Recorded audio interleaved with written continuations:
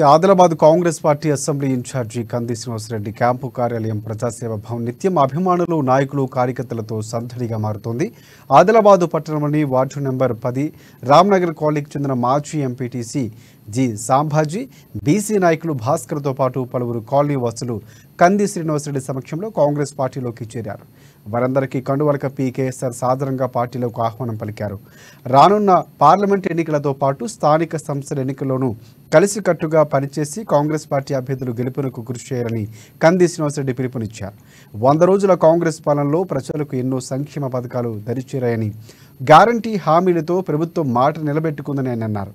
అందుకే అన్ని పార్టీలు కాంగ్రెస్ వైపే చూస్తున్నాయని చెప్పారు. ఇక పార్టీలోకి భారీ ఎత్తున చేరికలు జరుగుతున్నాయని, మరో 20 ఏళ్ల వరకు కాంగ్రెస్ పార్టీని అధికారంలో ఉంటుందని అన్నారు.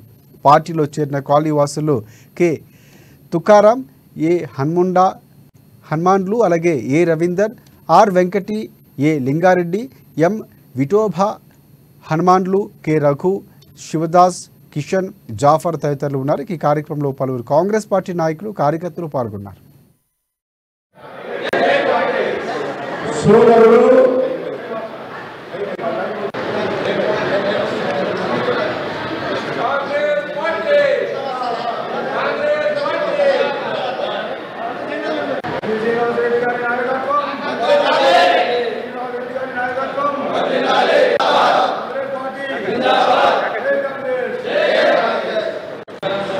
ఇప్పుడు సోదరుడు కంది శ్రీనివాసరెడ్డి గారిని మాట్లాడవలసిందిగా రామ్నగర్ వార్డ్ నెంబర్ 10 నుంచి కాంగ్రెస్ పార్టీలో జాయిన్ అయినటువంటి వారందరూ కూడా కాంగ్రెస్ పార్టీలోకి స్వాగతం పలుకుతారుగా.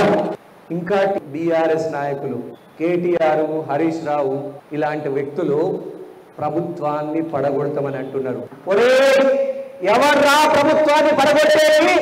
చెట్టుకు కట్టేసి పోతారా ప్రజలు? మిమ్మల్ని గుర్తుపెట్టుకోండి. కాంగ్రెస్ ప్రభుత్వం జోలికి వస్తే 10 కాలాల పాటు చల్లగా ఉండాలని ప్రజలు ఆశీర్వదిస్తున్నారు.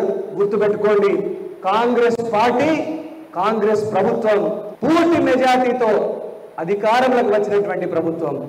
100 రోజుల ప్రజాపాలనలో రేవంత్ రెడ్డి గారి ప్రభుత్వం తీసుకున్నటువంటి అద్భుతమైనటువంటి ప్రజాపాలనని జీర్ణించుకోలేని దొంగలు ఈ బీఆర్ఎస్ నాయకులు కాంగ్రెస్ పార్టీ మీద బురద చల్లడానికి ప్రయత్నం చేస్తున్నారు. మీరెప్పుడైనా బీఆర్ఎస్ నాయకులారా ఒక్కసారి మీ గుణం చూసుకోండి. ఎప్పుడైనా ప్రజల మధ్యకి వచ్చి వినతి పత్రాలు తీసుకున్నారా? ప్రజల గోడు విన్నారా? మంత్రులు కానీ ఎమ్మెల్యేలు కానీ ప్రజలకు అందుబాటులో ఉన్నారా? మీరు ఒక్క ఇళ్ళన్న కట్టిండ్రా? ఒక్కనాడైనా పేదల గుడిసెలకు వెళ్ళిండ్రా? నియోజకవర్గానికి 3500 ఇళ్లు మొదటి సంవత్సరంలో కట్టి తీరుతాం. ఇది రేవంత్ రెడ్డి అన్న ప్రభుత్వం ఇస్తున్నటువంటి గ్యారంటీ. గుర్తుపెట్టుకోండి.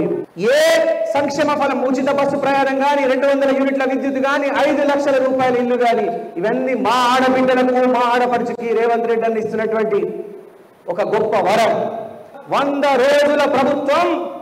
ఈ రోజు రేవంత్ రెడ్డి అన్న 100 మార్కులు వేసిండ్రు. ప్రజలందరూ కూడా, గరీబోళ్ళు, ఎస్సీ, ఎస్టీ, బీసీ సోదరులందరూ కూడా కాంగ్రెస్ పార్టీకి, బడుగు బలహీన వర్గాలు ఈ 100 రోజుల పాలనకి 100 మార్కులు వేసిండ్రు. నేను ఓడిపోయినా గెలిచినా ప్రజల మధ్యనే